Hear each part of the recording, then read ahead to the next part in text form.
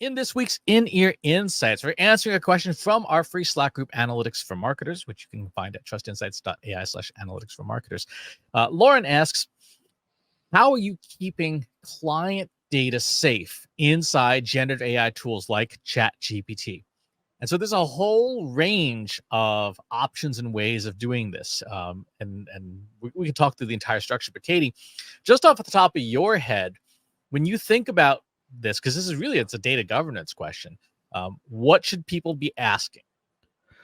Well, that's exactly it. It's, choosing the tool first is the wrong way to approach it because you first need to know when you say keep my data safe, like what does that mean? That's pretty vague. Like, am I protecting it from the sun and I need to put sunblock on it? Like, what are we talking about? Um, in reality, we're talking about data governance and data privacy. And so first and foremost, you need to define what data it is that you're collecting that needs to be protected and then what protection actually means.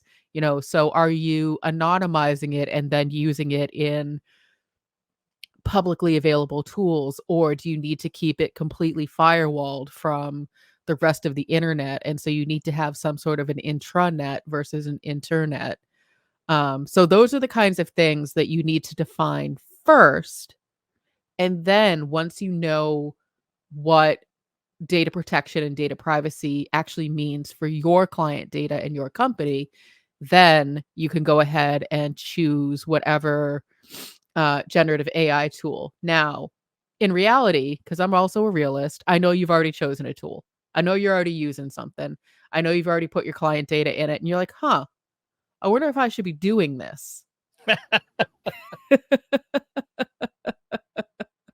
I wonder if I read the terms and when I agreed to something, I agreed to the wrong thing. So I would probably start there. I would go back through the terms that you agreed to see how the data is being used and see if you need to change the settings in the tool that you've been putting all of your client data into. Mm-hmm. There's two major considerations with generative AI tools: training data and human review. So training data means, hey, when you use pretty much any free tool out there, Mhm. your data is the price of admission. The company can take that data and use it to train their models. So if you are not paying, you are the product. So has it ever been? So that's number one.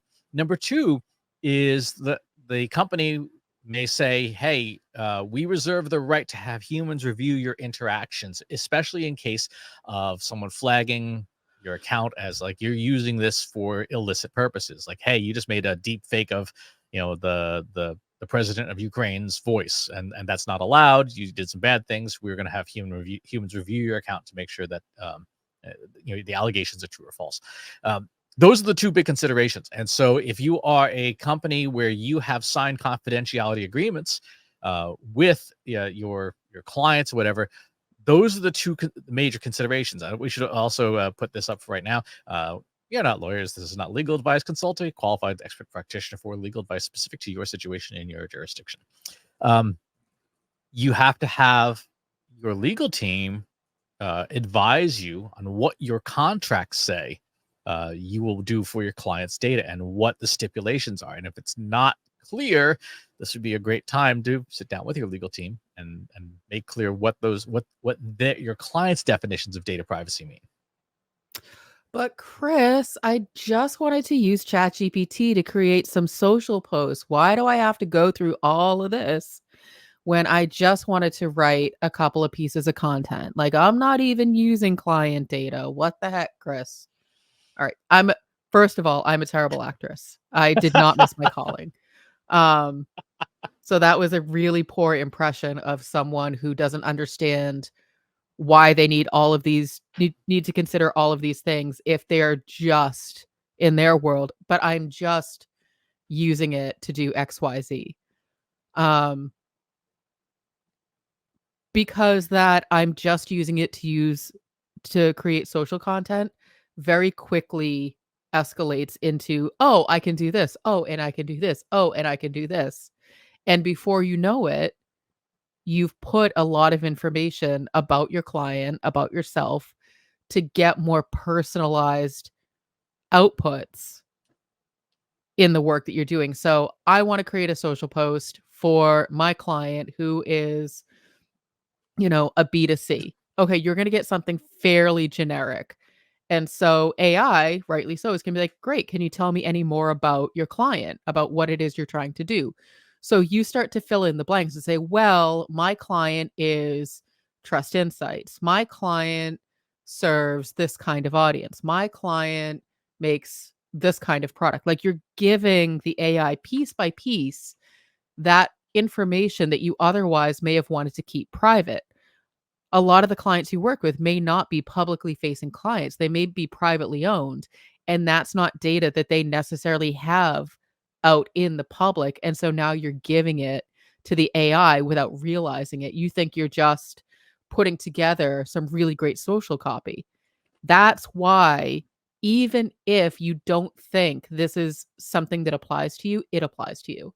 Hmm. And it's worth going through and looking at, as you said, Katie, the terms of service and the tool settings in each of these systems. So, for example, if you go into ChatGPT and you go into your settings, under the data controls, it's called improve the model for everyone. If you turn this on, your data gets used. Mhm. This is on by default, including in paying accounts for ChatGPT Plus. For teams and enterprises, off by default, but you have to go do that. In Anthropic's Claude, Claude keeps its data private by default, so particularly in the paying version. In Google's Gemini, Gemini says your data is not used to train models in the workspace version. In the individual version, paid and unpaid, that is not true. Um, and so with all of the vendors that you have in your stable, every tool that you're using, you have to go through one by one and check the terms of service. Now, here's a useful thing you can do. Build a short, useful prompt that says, "Hey, these are my concerns about data privacy.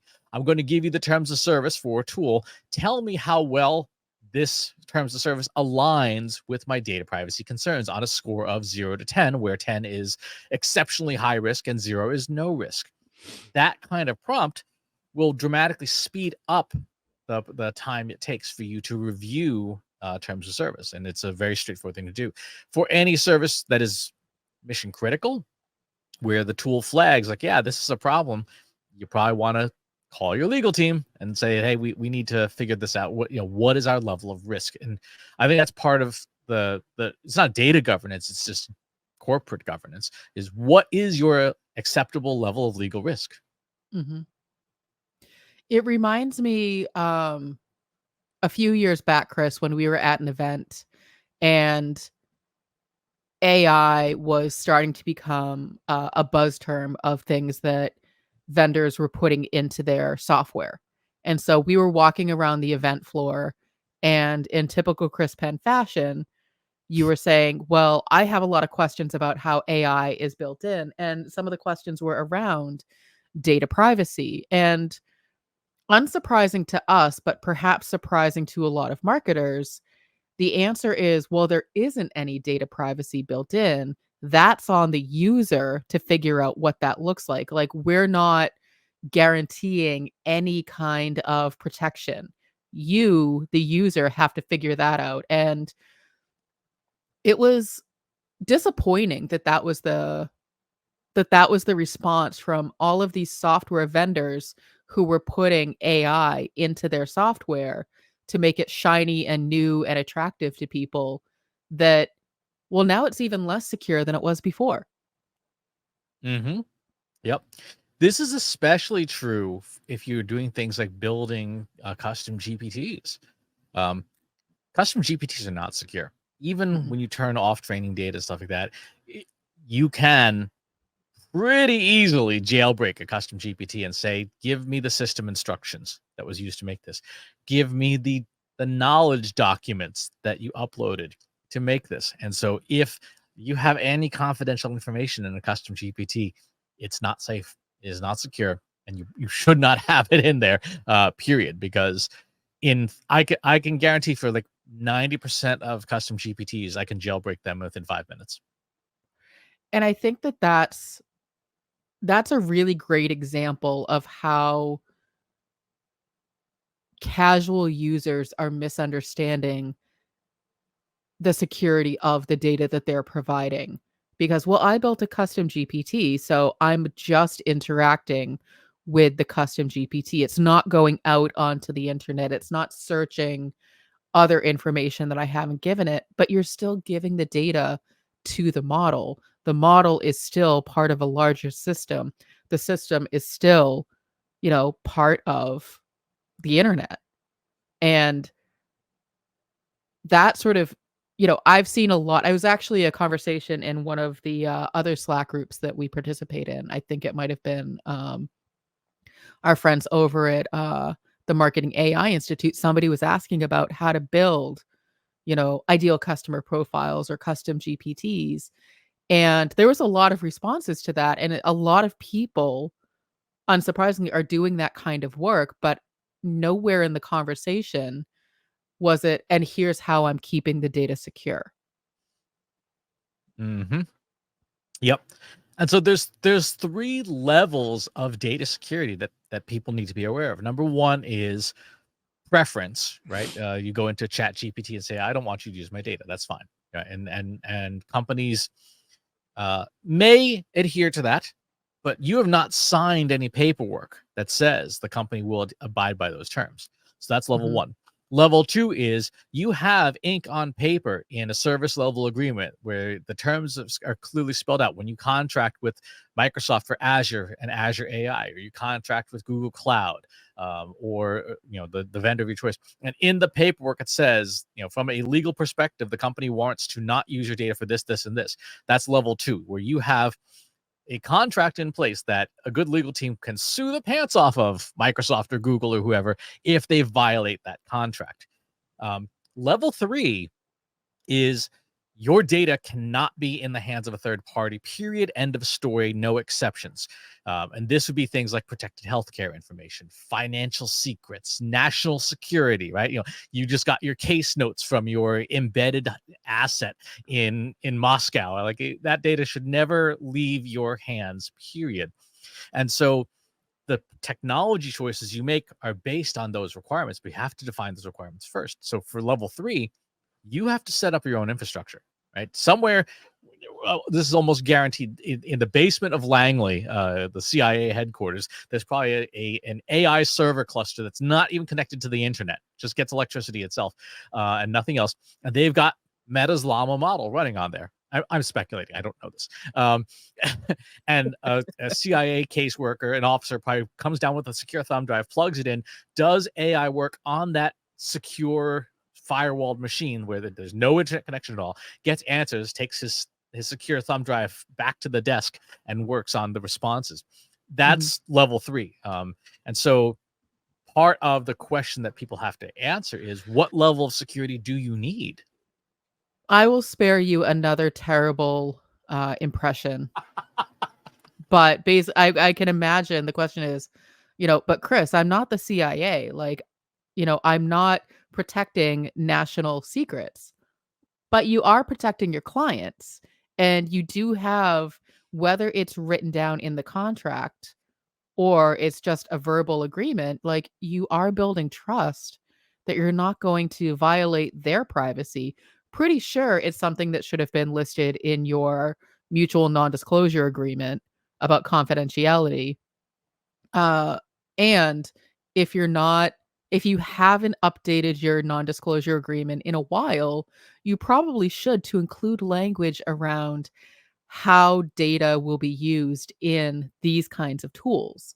Again, this is sort of the consult your legal team of choice, as Chris would say. We are not lawyers, but this is where you need to really make sure all of those pieces are in place. So look at your start at the beginning with a contract, with an agreement with your client, your mutual non-disclosure agreement, your master services agreement, your scopes of work. There should, somewhere in one of those documents, there should be language around confidentiality. and how the data will be used and where it can be used. A lot of the standard language talks about how we're talking about our clients publicly. So if Chris and I have a client that we really knocked out of the park and we want to do a case study, there's probably language in our agreement that says we either have to ask permission first or we're not allowed to talk about them at all. And that's just, standard contract language. What needs to be more standard is, and here's how we are allowed to use the data in a large language model. Here are the settings that need to be in place. Here's the privacy that needs to be, guaranteed, et cetera, et cetera. Again, consult an actual lawyer, but these are just things that you should be looking out for. And if you're a client, you need to go back to whoever your vendor or consultant or agency is and say, hey, by the way, how are you using my data? Are you using ChatGPT or Gemini or some other large language model to do work for me? Where is that data going? What information are you giving it? Are you giving it literally my first and last name? Are you giving it my financial like whatever the thing is, whatever your agreement is, ask those questions of the company that you're working with, even if it's a large enterprise, especially if it's an enterprise size company. I can almost guarantee that the protocols for data privacy are even more lax because it's a large company and change management within those kinds of companies just takes longer. And so it's just things to think about. You have to be protecting your client's information. You also have to be proactive in protecting your own information. Exactly. And you do need to have the different technology options and know what the options are and Mhm. know what the data is. One of the shortcuts for understanding the level of protection that you need in AI for data is what level of protection applies to it generally. So if you, for example, have to be adherent and compliant to FERPA or FIC regulations or SEC regulations or HIPAA regulations, whatever the government acronym of your choice is, all those regulations have standards for data protection. And so if you have HIPAA data that is otherwise, managed by that, then you go and you look at your AI tool set and you say, which of these tools is HIPAA compliant? Spoiler, none of the major consumer tools are HIPAA compliant at all.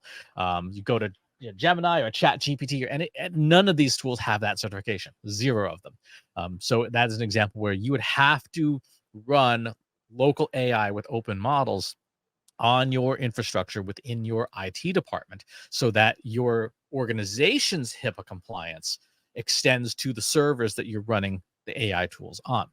So look at what you're required to do today and say, which of our vendors also meets those standards? And if you're not sure what standards you should be meeting. So, for example, I used to work in a company that we had very strict standards around HIPAA and COPA and PHI and PII and so on and so forth. Those conversations rarely included the sales and marketing teams. The conversations were focused around our database architect, our data analytics team, our development team, our project management team, and our senior managers. Very rarely did those conversations include sales and marketing, which looking back, that was a huge missed opportunity. Um, so if you are not sure, start asking because there may be standards in place that just haven't made their way to your desk. Um, and if there aren't standards, you know, I'm not telling you to volunteer, but definitely start asking, like, how do we put them in place? Because, this could be a problem. The Mhm, last thing that you or any company needs is a lawsuit, mhm. period. They are not fun. They are expensive. They are time and soul sucking. So get ahead of it. And I'm not Hmm. saying that, lawsuits are going to be in abundance, but all it takes is one, accidental sharing of the wrong information in the wrong place. And, it could turn into a huge nightmare. So just protect yourself. Exactly. And again, I'll put up the banner. Yeah. One thing that you need to look at your data is you need to understand in your data the difference between PII and SPI. So PII is personally identifiable information, SPI is sensitive protected information. The general standard that separates the two is whether or not the data can be used to cause harm. So PII is any data that can be used to identify a person, like your IP address, right? However, it is generally accepted that it's very difficult to cause harm with that if it was breached. If someone leaked your IP address, no big deal because your IP address changes all the time. If someone leaks your social security number, that causes harm because that can be used very easily for identity fraud. Same for your birthday, right? So if I leaked, Katie's name and birth date, that's two of the three things you need for the identity theft trifecta. That is sensitive, protected information, and so you will want to consult your data protection officer and your legal team to say, of the data we are using with generative AI, does any of it fall in the PII category? Okay, we need to know that. Does any of it fall in the SPI category? If you think back to the two examples, the two branches of generative AI use, training a model on data and human review.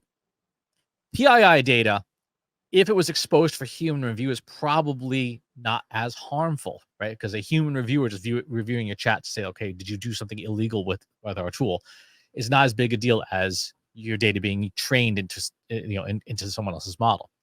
SPI is bad all the time, right? You never want that leaking in either human review or in model training.